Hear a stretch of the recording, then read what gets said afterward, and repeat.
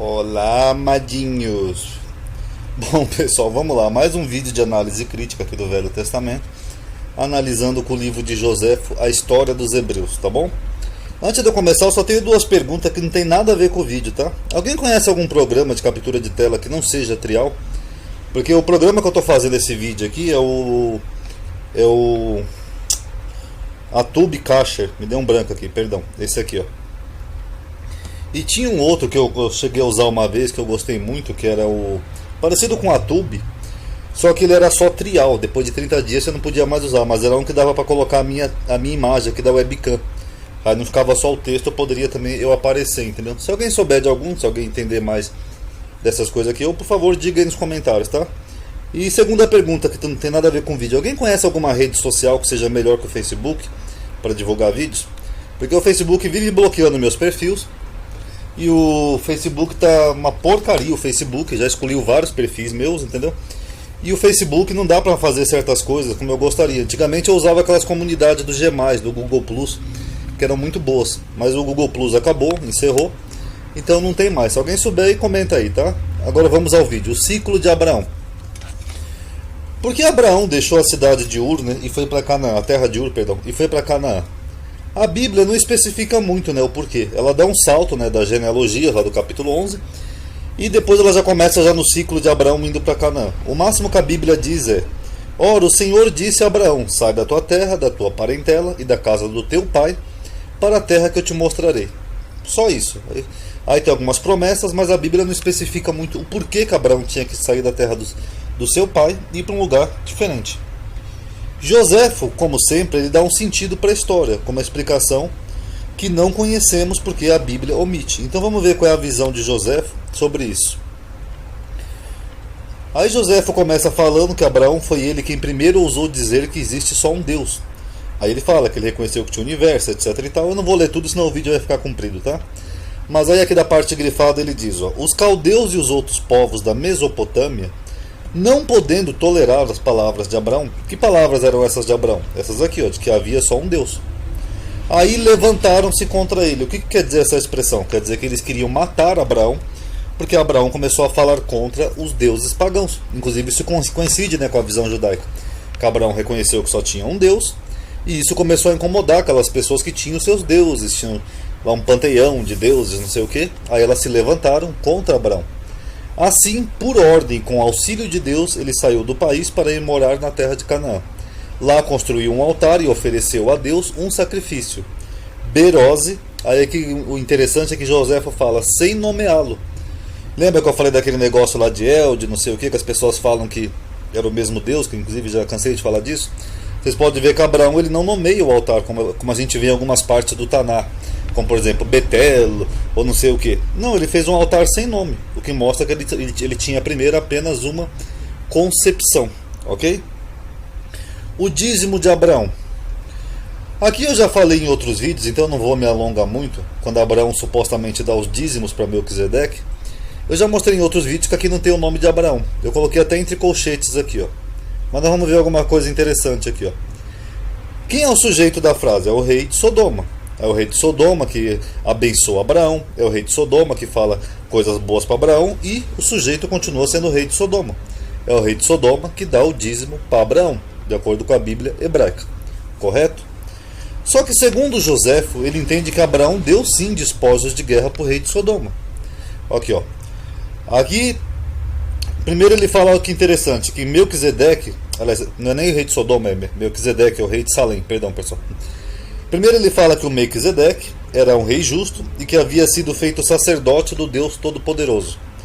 Aí como Joséfo mostra aqui que ele deu graças publicamente a Deus, ó, e também deu-lhe no meio de todos os banquetes louvores devidos à sua origem, à sua coragem e virtude, e prestou a Deus públicas ações de graça, dá a entender que no entendimento de Joséfo, esse Deus que o rei de Salém seguia era o mesmo Deus de Abraão, o Deus Altíssimo, e não um outro El Elyon, porque senão o Joséfo teria feito uma separação, como a Bíblia faz. E o que acontece aqui, pessoal? Acontece que o Joséfo, como ele era um judeu helenizado, o mais provável é que ele usava a versão grega das escrituras. Então, como no grego eles não faziam essa separação, era tudo El Elyon, a mesma coisa, então Joséfo pode ter se confundido. É uma hipótese, ok? E aí aqui Joséfo diz: Abraão, por sua vez, ofereceu a Melquisedeque a 10ª parte dos despojos. Só um adendo aqui, isso aqui não é bem o dízimo, como a lei do dízimo que só ia surgir lá com Moisés, tá, pessoal? Aqui 10ª parte era só uma unidade de medida, era uma porcentagem dos despojos de guerra, tá? Que tomara dos inimigos, e este, ou seja, o Melquisedeque, aceitou. Então a visão de Abraão corroboraria com aquilo que diz Hebreus, ó. Porque este Melquisedeque, não sei o que, era tão grande que a quem Abraão deu os dízimos dos despojos. Correto. Agora vamos continuar, olha que interessante. Já o rei de Sodoma, que é um outro rei, não é o mesmo que o Melquisedeque, porque o Melquisedeque era o rei de Salém, vamos fazer essa separação, ao qual Abraão ofereceu também parte dos despojos, teve dificuldades em receber a oferta, contentando-se com a parte dos seus súditos. Mas Abraão o obrigou a receber tudo, reservando-se somente alguns víveres para os seus homens e uma parte dos despojos para os seus 3 amigos, Escol, Aner e Mani, que o haviam acompanhado.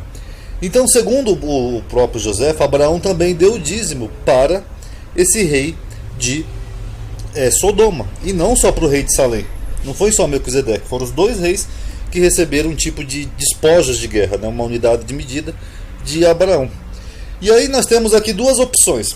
Ou José utilizava uma versão grega das escrituras, que é bem provável, ou ele entendia mesmo que Abraão deu os despojos. Podia ser alguma prática comum do mundo antigo, uma tradição oral, sei lá, e ele entendia assim. Também é possível. Nós não podemos descartar essa hipótese de que Abraão realmente tenha dado os despojos para Melquisedeque. Mas não foi apenas para ele, foi para o rei de Sodoma também. Logo, o autor de Hebreus ele não tem uma justificativa para sua exégese isolada. O que você quer dizer com isso, Ronaldo? Eu quero dizer que o autor de Hebreus ele faz todo uma exégese em cima de Melquisedeque, que nem você pode ver no capítulo 7, e ele diz que Melquisedeque era tão grande que até Abraão deu dízimo para ele, de tão importante e grande que era Melquisedeque. Só que Abraão também deu dízimo para outro rei, o rei de Sodoma, que não tem o nome aqui no caso no texto. Ué, então por que o autor de Hebreus não menciona isso? Porque se dar o dízimo é um sinal de grandeza, então o rei de Sodoma então também era um ser grande. Correto? Porque são 2 reis aqui no texto. Aí ele faz todo um exagero aqui com o rei de Salém, ó, fala que era rei de paz, não tinha pai, não tinha mãe, genealogia, nem princípio, nem fim. Enfim, era um deus o cara. Sendo que aqui a atitude você vê que são 2 personagens no mesmo texto. Aí fica uma coisa meio confusa, né? O sacrifício de Abraão. No sacrifício de Abraão, a Bíblia não narra nenhum diálogo ou explicação por parte de Abraão. Vocês podem ver aqui em Gênesis 22, que quando Abraão leva o menino lá para o morro, o menino pergunta para ele: pai, onde está o cordeiro, né, para o holocausto? E Abraão só fala: Deus proverá, meu filho, o cordeiro, Deus proverá. Aí ele amarra o menino, coloca lá no altar para fazer o sacrifício. Mas Joséfo narra toda uma explicação que a Bíblia omite. Eu não vou ler tudo aqui para vocês, mas só para vocês entenderem, segundo o entendimento de Joséfo, Abraão explica para Isaac o que está acontecendo. Depois de haver colocado lenha sobre o altar, Abraão falou para Isaac: meu filho, eu vos pedi a Deus com muita insistência e muitas orações. Não houve cuidado quando tivesse tido de vós, desde que vieste ao mundo, e eu consideraria como realizados todos os meus votos, se vos visse chegar a uma idade muito avançada e deixar-vos ao morrer, como herdeiro de tudo que eu possuo. Mas, como Deus, depois de vos ter dado a mim, quer agora que eu vos perca, eu consenti generosamente oferecer-vos a ele em sacrifício. Prestemo-lhes, meu filho, esse ato de obediência e essa honra como testemunho da nossa gratidão, pelos favores que ele nos fez na paz e pela assistência que nos deu na guerra. Como nasceste para morrer, é interessante isso aqui, né? Nasceu para morrer. Que fim vos pode ser mais glorioso do que ser oferecido em sacrifício por vosso próprio Pai, ao soberano Deus do universo, que em vez de terminar a vossa vida com uma doença, numa cama, ou numa ferida de garra, ou por algum outro acidente, aos quais os homens estão sujeitos, ele vos julga digno de entregar-lhe a alma no meio de orações e sacrifícios, de modo a ficar para sempre unida com ele. Consolareis assim a minha velhice, dando-me assistência a Deus, em lugar de que eu devia receber de vós, depois de vos ter educado com tanta diligência. Isaac, filho digno de tão admirável pai, escutou estas palavras, não somente sem se admirar, mas até com alegria, e respondeu-lhe que ele teria sido digno de nascer se recusasse a obedecer à vontade do seu pai, principalmente quando ele estava de acordo com a vontade de Deus. Assim dizendo, colocou-se o mesmo sobre o altar para imolá-lo. Então você vê que Joséfo dá toda uma explicação Isaac é consciente e Isaac mesmo concorda, se oferece ali praticamente numa boa. Ele dá uma humanizada, né, na história, e não uma forma tão resumida como da Bíblia. É verdade isso daqui? Não sei. Da onde Joséfo tirou isso daqui? Não sei. Então cada um aí tire suas conclusões, tá? E na Bíblia, um anjo impede Abraão, né, de matar Isaac, que nem você vê aqui, ó, o anjo do Senhor em Gênesis 22. E há dois diálogos com o anjo. Esse aqui do capítulo do versículo 11 ao 12. Ó, o anjo do Senhor lhe bradou do céu e disse: Abraão, Abraão. E lhe disse: Eis-me aqui. Não estendas a mão sobre o moço, e não lhe fará nada, porquanto agora eu sei que temes a Deus e não me negaste o teu filho, o teu único filho. E aqui do versículo 15 e 18, o anjo fala de novo com Abraão. Lembra que eu falei algumas vezes que o Velho Testamento tem muitas duplicatas? Aqui, ó. O anjo do Senhor bradou a Abraão pela segunda vez. Aí você tem toda mais palavras, né, do que o anjo supostamente falou com Abraão. Ó, eu te abençoarei e te multiplicarei tua descendência como as estrelas do céu, etc, etc, etc. O aparato crítico da Bíblia de Jerusalém nos informa que esses versículos são acréscimos. Com certeza, esses aqui são tudo acréscimo. Isso aqui que você tem do versículo 15 ao 18 aí na sua Bíblia não é original. É provavelmente da tradição sacerdotal que colocou aqui no texto. É porque devia haver algum entendimento de que Deus prometeu, por causa da obediência de Abraão, a prosperidade, que Abraão e seus descendentes seriam prósperos por causa do ato de fé, né, de Abraão. Aí alguém acrescentou isso aqui ao texto. É o bem provável, ok? Então não tem esses dois diálogos com o anjo. O mais provável é que tivesse só esse primeiro aqui, ó, dos versículos 11 ao 12.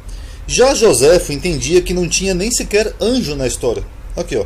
Segundo Joséfo, é o próprio Deus que fala com Abraão.